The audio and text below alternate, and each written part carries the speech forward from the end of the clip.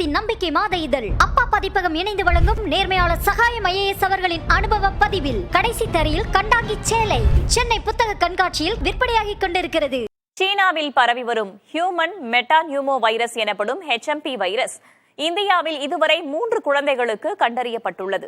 பெங்களூருவில் உள்ள தனியார் மருத்துவமனைகளில் 2 குழந்தைகளுக்கு பரவியுள்ள HMP வைரஸ் தொடர்பாக மக்கள் கவலை கொள்ள தேவையில்லை என்று கர்நாடகா சுகாதாரத்துறை தெரிவித்துள்ளது.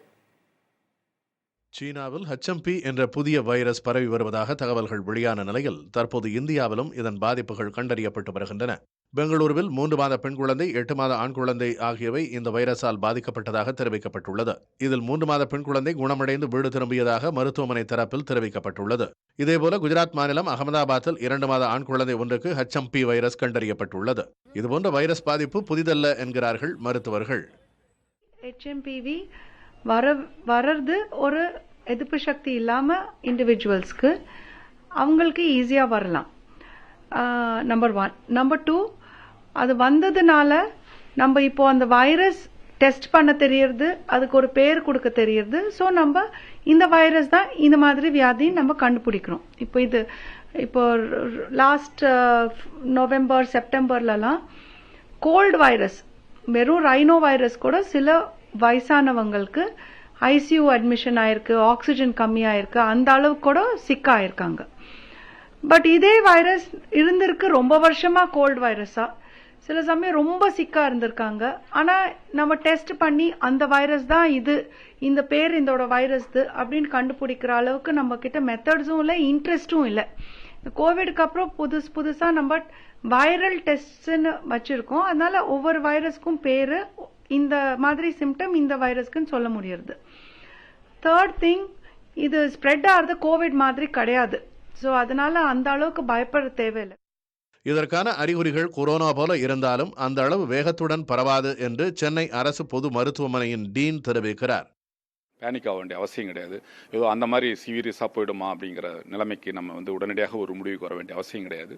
நம்ம என்னென்ன ப்ரிகாஷன்ஸ் கோவிட் டைமில் எடுத்தோமோ, அதாவது டிஸ்டன்ஸில் மெயின்டைன் பண்ணுறது, முகக்கவசங்களை அணிவது, அப்படி இல்லைன்னா கைகளை சுத்தமாக கைகளை நம்ம அசந்து வச்சுக்கிறது, முகத்தை கழுவிக்கிறது, இன்னொருத்தர் இரும்புறாங்க தும்புறாங்கன்னா அவங்களுக்கு பக்கத்தில் அருகில் போகாமல் இருப்பது, அவர் தும்பிய இடங்கள்ல அல்ல இரும்பிய இடத்துல அதில் மாதிரி நம்ம கைப்பட்டால் தான் வர்றதுக்கான வாய்ப்புகள் உள்ளது. அதனால் எப்பவுமே நம்ம கைகளை சுத்தமாக வைத்துக் கொள்வது, ஹேண்ட் ஷேக்கை கம்ப்ளீட்டாக அவாய்ட் பண்ணிட்டு வணக்கம் சொல்கிறதே நம்ம ஒரு முறையாக நம்ம கொண்டு வரணும்.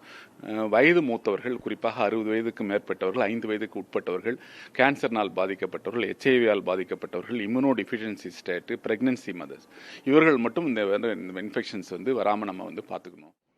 சீனாவில் பரவி வரும் HMP வைரஸ் திரிபு எந்த வகையை சார்ந்தது என்பது தெரியாமல் இந்த குறிப்பிட்ட சம்பவத்தால் கவலை கொள்ள தேவையில்லை என்கிறார்கள் மருத்துவர்கள்.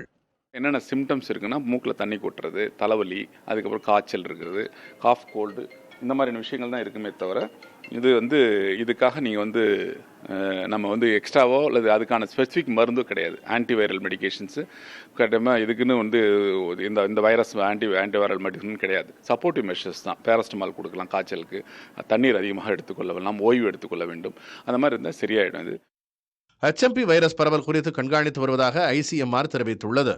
குழந்தைகள் மற்றும் 65 வயதுக்கு மேற்பட்டவர்களுக்கு இந்த வைரஸ் பாதிப்பை ஏற்படுத்தும் என்பதால் முன்னெச்சரிக்கையுடன் இருக்க அறிவுறுத்தப்பட்டுள்ளது. HMP வைரஸ் பாதிப்பு கண்டறியப்பட்டுள்ளதை அடுத்து பொது இடங்களில் முகக்கவசம் அணிய கர்நாடக அரசு அறிவுறுத்தியுள்ளது.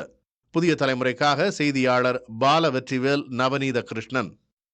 தேசத்தின் நம்பிக்கை மாத இதழ் அப்பா பதிப்பகம் இணைந்து வழங்கும் நேர்மையாளர் சகாயம் IAS அவர்களின் அனுபவ பதிவில் கடைசி தரையில் கண்டாங்கி சேலை சென்னை புத்தக கண்காட்சியில் விற்பனையாகிக் கொண்டிருக்கிறது.